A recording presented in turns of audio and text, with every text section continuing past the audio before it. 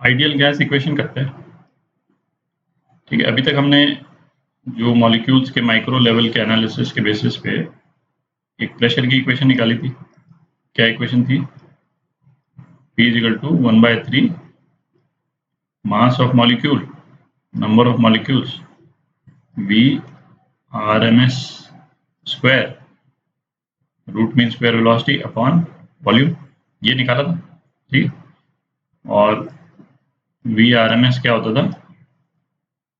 हर एक वेलोसिटी, हर एक मॉलिक्यूल की जो वेलोसिटीज हैं उनका square, absolute VN upon number of molecules, उसका मीन और उसका रूट।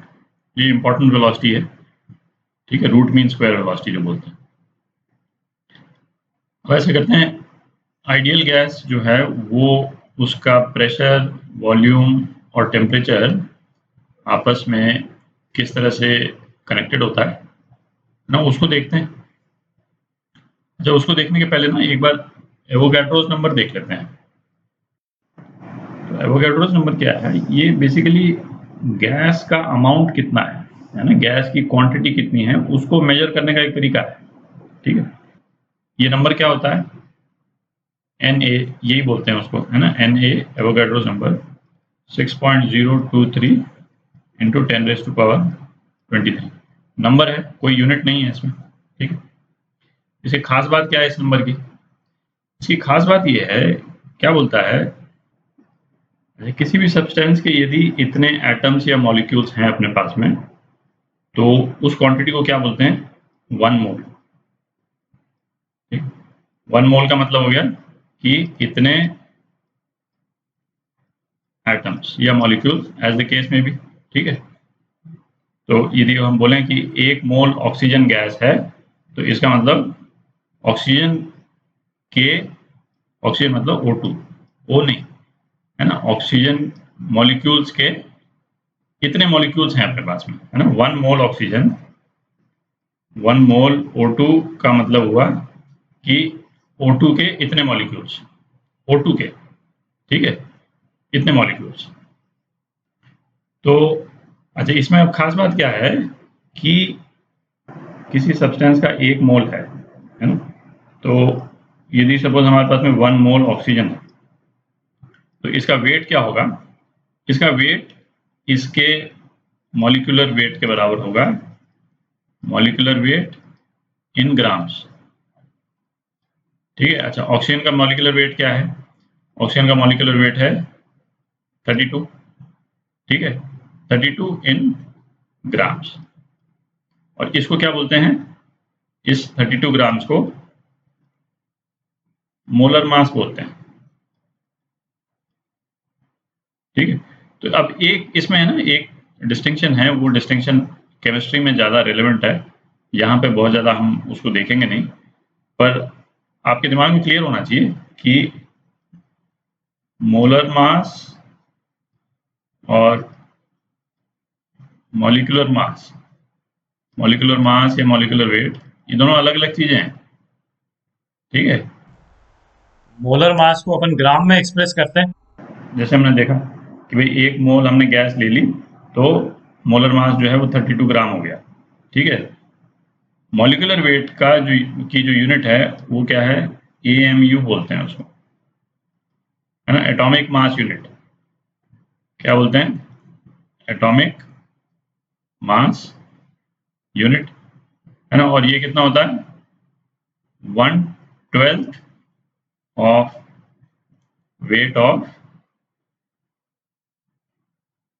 Carbon 12 isotope. ठीक है, मतलब इस कार्बन एटम में 6 न्यूट्रॉन्स हैं और 6 प्रोटॉन हैं।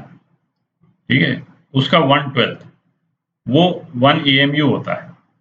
ठीक है, हमारे पर्पज के लिए हम सीधा उसमें किसी भी एटम में नंबर ऑफ प्रोटॉन्स और न्यूट्रॉन्स जितने हैं उसको हम ऐड कर दें, तो हमको उसका एटॉमिक वेट मिल जाएगा, है ना। और इसी टाइप से हम मॉलिक्यूल का वेट निकाल सकते हैं। उसको ग्राम में एक्सप्रेस कर देंगे तो मोलर मास हमारा आ जाएगा। ठीक है, उससे ज़्यादा का डिस्टिंक्शन फिजिक्स के पॉइंट ऑफ व्यू से, है ना, रेलेवेंट नहीं है। केमिस्ट्री में तो आप पढ़िएगा ही उसको काफ़ी डिटेल में, बट आपको ये क्लैरिटी रहनी चाहिए कि मोलर मास जो है और एटॉमिक मास, मोलर मास और एटॉमिक मास है ना, या मॉलिक्यूलर मास, दोनों अलग अलग चीज है। ठीक है, तो जैसे एवोगैड्रो नंबर यूज करके हम किसी भी सब्सटेंस में नंबर ऑफ मॉलिक्यूल्स या एटम्स कितने हैं वो भी पता कर सकते हैं। ठीक है, तो यदि जैसे सपोज हमारे पास में 24 ग्राम कार्बन है, ठीक है, तो यदि हमको नंबर ऑफ एटम्स पता करने हैं कि इसमें कितने एटम्स हैं भाई कार्बन के, तो हम कार्बन के नंबर ऑफ मोल्स निकाल लें। ठीक है, तो नंबर ऑफ मोल्स क्या हुए इसके, नंबर ऑफ मोल्स हुए, इसका मास कितना है जो हमको दिया हुआ है 24 अपॉन एटॉमिक वेट, ये कितना हो गया 24/12, मतलब 2 मोल कार्बन है अपने पास में। ठीक है, 2 मोल कार्बन है तो नंबर ऑफ मॉलिक्यूल्स कितने हो गए, नंबर ऑफ एटम्स इस केस में, क्योंकि कार्बन जो है वो एटम के फॉर्म में एग्जिस्ट कर रहा है, तो नंबर ऑफ एटम्स कितने हो गए 023 इंटू 10^23, इतने एटम्स हो गए। ठीक है, तो है ना, एवोगैड्रो नंबर का इतना कॉन्सेप्ट इज सफिशिएंट हमारे पर्पस के लिए। अब आइडियल गैस इक्वेशन देखते हैं। क्या है ideal gas equation, pressure into volume is equal to N R T. ठीक है, इसके हर एक टर्म को ध्यान से देखेंगे। पहला तो ये है कि आइडियल गैस इक्वेशन किसी बेसिक प्रिंसिपल से डिराइव की भी नहीं है ना, ये एक्सपेरिमेंट से निकाली भी है। ठीक है, लोगों ने एक्सपेरिमेंट्स की, अलग अलग तरह की गैसेज ली है ना, अलग अलग प्रेशर वॉल्यूम टेम्परेचर उनका ये किया, तो उन्होंने ये ऑब्जर्व किया कि गैसेज जो हैं वो इस फॉर्मूलेशन को फॉलो करती हैं। ठीक है, अच्छा क्या है फॉर्मूलेशन, पहला तो हो गया प्रेशर, और यूनिट जो है इसकी न्यूटन पर मीटर स्क्वायर, ये यूनिट न्यूटन पर मीटर स्क्वायर प्रेशर हो गया। ये वॉल्यूम, गैस का वॉल्यूम, यूनिट मीटर क्यूब। ठीक है, टी हो गया टेम्परेचर, यूनिट क्या है केल्विन। ठीक है, एन, एन क्या हुआ नंबर ऑफ मोल्स, गैस का नंबर ऑफ मोल्स, और नंबर ऑफ मोल्स तो अब हमको निकालना आता है, number of moles is mass of gas upon molar mass of gas. R. R को क्या बोलते हैं, R is a gas constant, constant है एक। ठीक है, इसको गैस कांस्टेंट बोलते हैं, और इसकी वैल्यू आपको तो याद रहनी चाहिए है ना, ये है 8.31। ठीक है, और जूल पर मोल केल्विन। पीवी जो है, पीवी की यूनिट जो है वो जूल हो जाती है ना, प्रेशर को वॉल्यूम से आप मल्टीप्लाई करेंगे तो इसकी यूनिट जूल हो जाएगी, एनर्जी की यूनिट हो जाएगी पर मोल केल्विन। ठीक है, ये केल्विन और ये मोल, ये गैस कांस्टेंट की यूनिट हो गई। ठीक है, अच्छा इस इक्वेशन को अपन एक और तरह से लिख सकते हैं, एक और कांस्टेंट है वो है के, है ना, के को बोलते हैं बोल्ट्जमैन कांस्टेंट। ठीक है, और ये क्या होता है, ये जो गैस कांस्टेंट अभी हमने देखा, ये डिवाइडेड बाय एवोगैड्रो नंबर, बहुत छोटा नंबर होता है, मॉलिक्यूलर लेवल पे ये यूज होता है, मॉलिक्यूल्स की वेलोसिटी वगैरह की इक्वेशंस में आएगा ये। ठीक है, उनकी काइनेटिक एनर्जी की इक्वेशन में आएगा ये। तो इसकी वैल्यू क्या हुई, हम डाल दें अभी वैल्यूज, 8.31 अपॉन 6.023 इंटू 10^23, तो इसकी वैल्यू होती है 1.38 इंटू 10^-23 जूल पर केल्विन। ठीक है, ये बोल्ट्जमैन कांस्टेंट है। तो अब यहाँ पे हम बोल्ट्जमैन कांस्टेंट यदि डाल दें, PV is equal to N, N तो नंबर ऑफ मोल्स था, आर की जगह पे के Na यदि हम कर दें, ठीक है, इनटू टेम्परेचर। अच्छा, नंबर ऑफ मोल्स को हम एक और तरह से लिख सकते हैं, नंबर ऑफ मॉलिक्यूल्स हमको मालूम हो, n जो है वो number of molecules, number of molecules upon Avogadro number. Number of moles को इस तरह से भी लिख सकते हैं, है कि नहीं, इनटू KNA इनटू T। तो इससे क्या आ गया, PV is equal to NAT। ये भी एक और फॉर्मुलेशन है आइडियल गैस इक्वेशन का, डिपेंडिंग ऑन कि किस तरह से हम उसको एनालाइज कर रहे हैं, हम इसको भी यूज करते हैं। तो दो इक्वेशंस हो गई, एक ये हो गई और एक ये हो गई, ठीक है। अच्छा, अब इसमें मतलब एक पॉइंट और मतलब देख लें कि यदि एक से ज़्यादा गैस है किसी चैम्बर में, यदि दो गैसेज हैं और एक गैस के नंबर ऑफ मोल्स जो है वो N1 है और दूसरे गैस के N2 है, तो ये आइडियल गैस इक्वेशन क्या हो जाएगी। तो आइडियल गैस इक्वेशन उसमें भी लगती है, नंबर ऑफ मोल्स को हम दोनों गैसेस के इस टाइप से लिख दें इनटू RT, ठीक है। तो ये जो है आइडियल गैस इक्वेशन, यदि किसी गैस का मिक्सचर है तो उस पर भी इस तरह से लगती है। तो अपन ने आइडियल गैस इक्वेशन देखी है ना, क्या इक्वेशन थी, PV is equal to nRT, ठीक है। अच्छा, इस इक्वेशन को यूज करके इसमें कोई भी वेरिएबल चेंज होता है तो बाकी वेरिएबल में क्या चेंज होगा वो तो कैलकुलेट करके हम निकाल ही सकते हैं।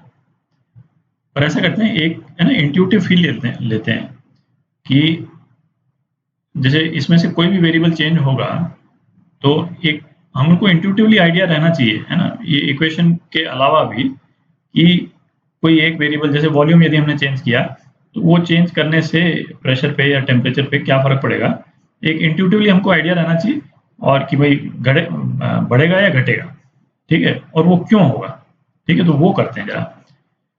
तो इसके लिए एक तो वो प्रेशर की जो इक्वेशन है उसको भी लिख लेते हैं, 1/3 m mass of molecule, n number of molecules, VRMS square by volume. एक तो ये इक्वेशन। अच्छा, दो इक्वेशन और लिखता हूँ मैं, वो इसमें है ना अपन यूज करेंगे। एक तो जब ये वाली इक्वेशन अपन ने डिराइव की थी तो हमने कहा था एक मॉलिक्यूल जो मोमेंटम इम्पार्ट करता है वो क्या था, हमने एक्स डायरेक्शन का मतलब एक सपोज एक पर्टिकुलर वॉल का निकाला था, फर्क नहीं पड़ता, तो twice mass of molecule into velocity in x direction, एक तो ये निकाला था, ठीक है। और दूसरा किस रेट से मॉलिक्यूल टकरा रहा है ना, किस रेट से मॉलिक्यूल टकरा रहा है वो हमने किया था 2L/Vx,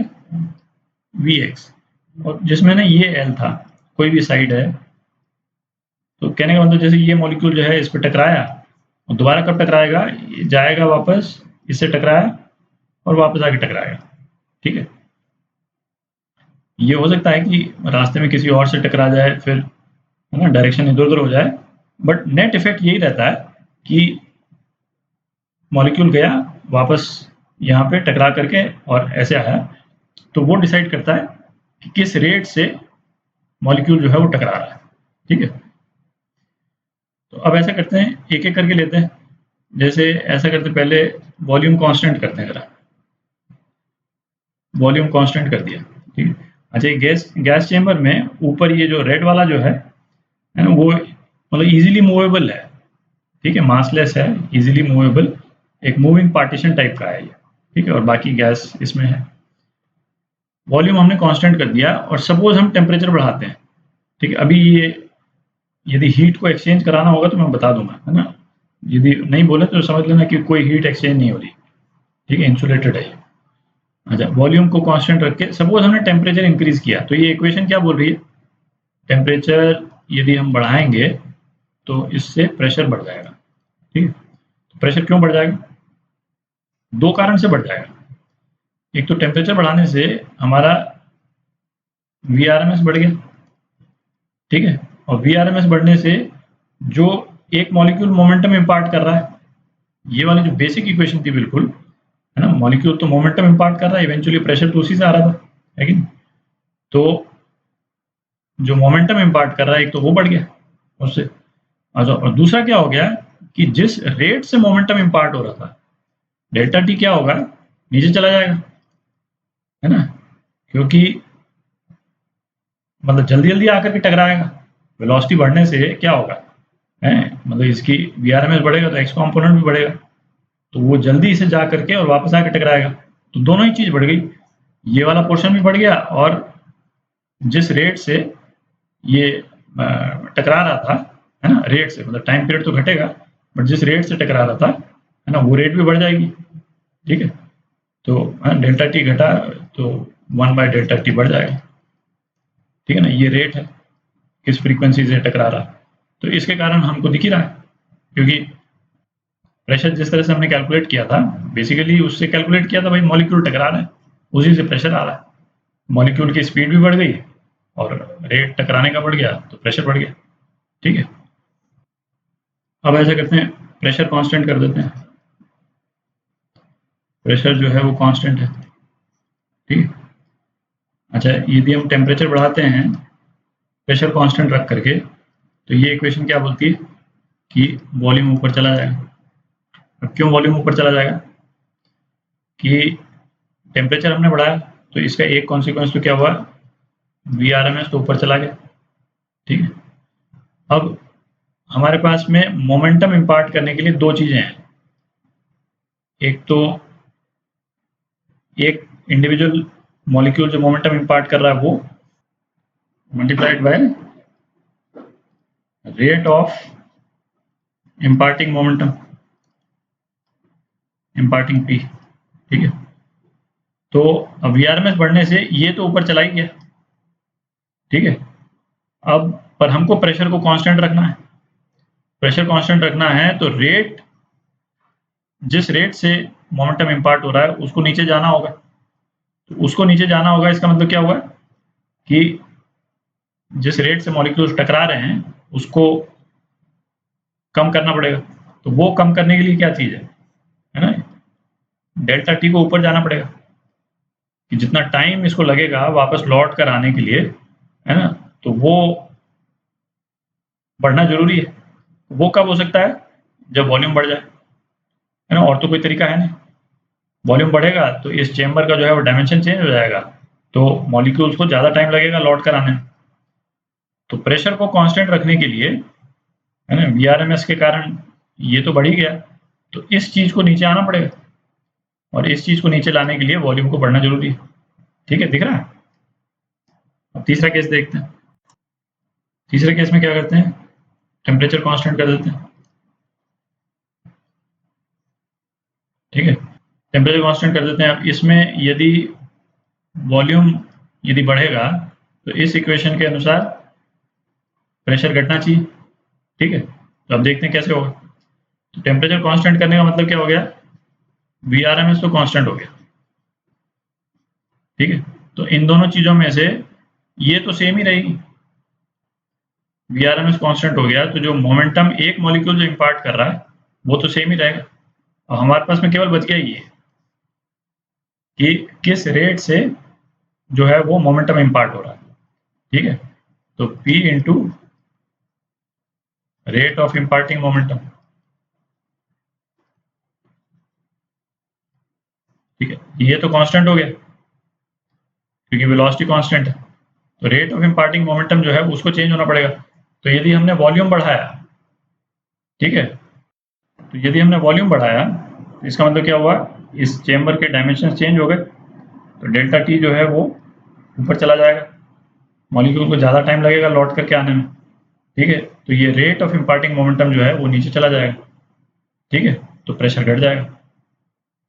ठीक है ना, तो ये जो है ना इंट्यूटिवली अपने को ये रहना चाहिए, फील रहनी चाहिए, और बाकी तो इक्वेशन वगैरह है ही। ठीक है।